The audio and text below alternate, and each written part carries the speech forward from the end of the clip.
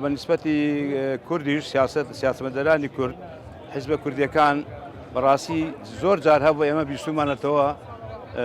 وەکو غیبەتیان توانە عقلی عشایری باشە ئێمە عقلی عشایرێگە زۆر کۆنەوە بێکەڵکە لە بە عقلە سیاسیەکان بە عقلە گەورەکان پرۆفیسۆرەکان تێکۆشەرەکانی کورد کە ئێمە چەند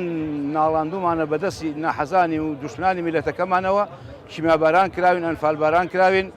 ئەم هەموو کارەساتەمان بەسەر هاتووە بۆ یەک نەگرن بۆ بە یەکەوە نەبن بۆ سیاسەتیان تێکەڵاو یەک نەکەن لەبەر خاتری ئەو خاک و نیشتیمانە کە هیچێکە ئێمە نەکەونەوە ژێر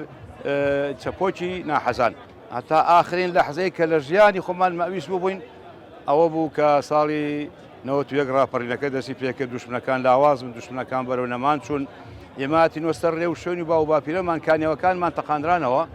بۆی جارش کە ئەو ئاوی کانیاوەکانی دیاتەکانیشمان هەڵ نەداتەوە دروست نەبێتەوە خوا هاوکاری کردین خوا یارمەتی داین و یەکگرتنی میلەتەکەشمانەوە هێنایەکایەوە بۆیە هەر کاتێک میلەت یەک نەبوو ئەبێ مەترسی گەورە لەسەر هەمومان بێ من تەسەور ناکەم ئەوەی خاوەنی وجدان بێ ئەبێەوە قوبڵ نەکات چونکە لە هەردوو لە هەموو لایەک خەری لێڕژاوە ماندوو بوون بووە دەربەدەر بوون ناومێت بوون لە ناومێدی و هاتوونە سەر ئومێد ئێستا جاران وەکو پێویست ژیان نەبوو خۆ ئێستا ژیانێکی زۆر چاکەیە بۆ تەبایی نەبێ بۆ ئەگەر تەبایی نەبێ فعلەن دەستکەوتەکانمان هەمووە بە فێڕۆ ڕۆ